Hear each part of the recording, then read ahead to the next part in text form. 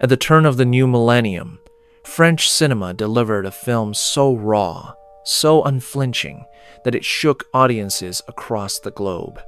Baise Moi, released in 2000, wasn't just a movie.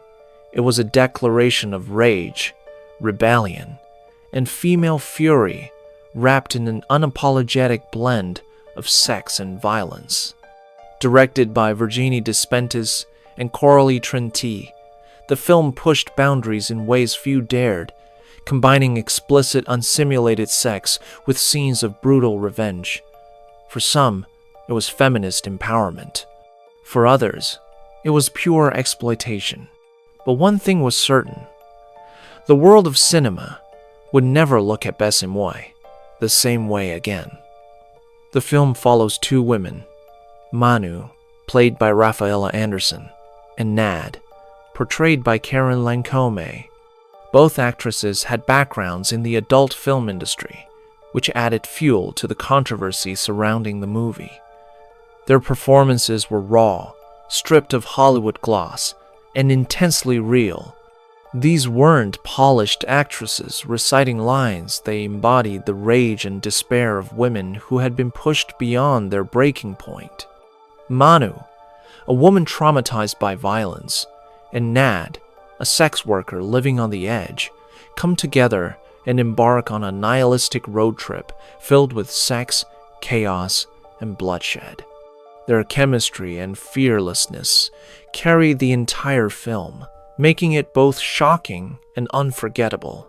Baise Moi tells the story of Nadine and Manu, who go on a violent spree against a society in which they feel marginalized.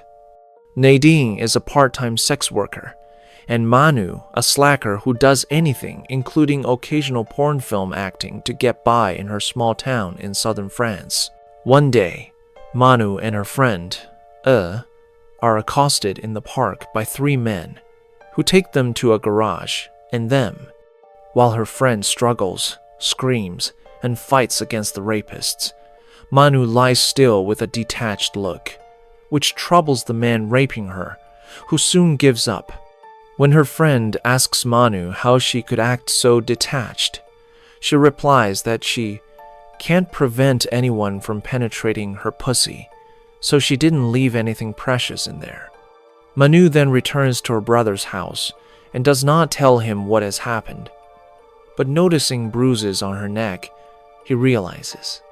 He gets out a gun and asks Manu who was responsible, but when she refuses to tell him, he calls her a slut and implies that she actually enjoyed being raped. In response, picking up the discarded pistol, Manu shoots him in the head. Meanwhile, Nadine returns home and has an argument with a roommate, whom she strangles and kills before leaving with her rent money. Nadine suffers another emotional setback when she meets her best friend, a drug dealer, in another town, but he is shot and killed while out obtaining drugs with a prescription she forged for him. Later that night, having missed the last train, Nadine meets Manu at the railway station. Manu says she has a car if Nadine will drive for her. They soon realize that they share common feelings of anger and embark on a violent and sexually charged road trip together. In need of money, the girls hold up a shop and also kill a woman at a cash machine. In a stolen car, they are pulled over for a random check by police, whom they kill. Another woman, who was also being checked and saw the murders, flees with them. The women stay over at their new friend's house, whose brother provides the address and details of an architect with whom he has had trouble. The women trick their way into the architect's house and kill him. Finally, after this spree of murder and sexual activity, the two women enter a swingers club. One of the patrons makes a racist comment to Manu. The women kill most of the patrons there and use a gun to anally penetrate the racist man, finally shooting him. The pair discuss what they have done and agree that it has all been pointless because nothing has changed in them. During their spree, the duo's crimes are reported by the press and become a point of fascination for the entire country, with some people actually supporting them and others afraid of them. When Manu enters a roadside tire shop to get some coffee, she is shot by the shop owner, who is then shot by Nadine. Nadine takes Manu's body to a forest lake and burns it before driving to a beach.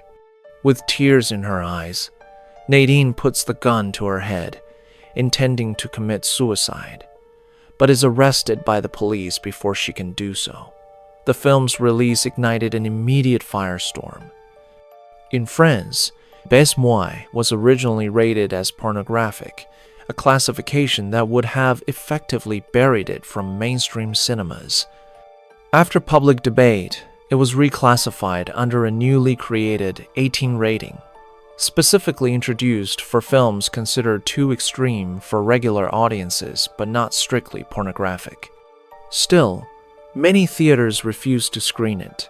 In Australia, the UK, and several Asian countries, the film was outright banned. In Canada and the United States, it faced censorship, with multiple scenes cut before it could be shown publicly. The reason? The film blurred the line between pornography and art house cinema, between feminist anger and gratuitous violence. Critics accused it of being exploitative, while supporters argued it gave voice to women's rage in a patriarchal society. But governments and censors weren't interested in nuance. Its explicit sex and graphic violence made it one of the most censored films of its era, despite, or perhaps because of, the bans. Baise Moi cemented its place in cinema history as a cult phenomenon. It paved the way for the new French extremity movement, films like Irreversible and Martyrs that pushed cinema into darker, more confrontational territory. For feminist critics, it remains a polarizing work. Some hail it as a groundbreaking piece of feminist revenge cinema, reclaiming female sexuality and violence from male-dominated narratives. Others dismiss it as little more than exploitation hiding behind the guise of empowerment. Over 2 decades later, Baise Moi is still talked about, still dissected in film schools, and still referenced whenever cinema debates the line between art and obscenity. It is the film that dared to ask, what happens when women stop being victims and seize the tools of violence usually reserved for men? Love it or hate it, Baise Moi remains one of the most infamous banned films of all time. It shocked censors, split audiences, and redefined what cinema could and could not show. In the end, that is its legacy. Not just a film, but a cinematic rebellion that continues to provoke discussion decades later.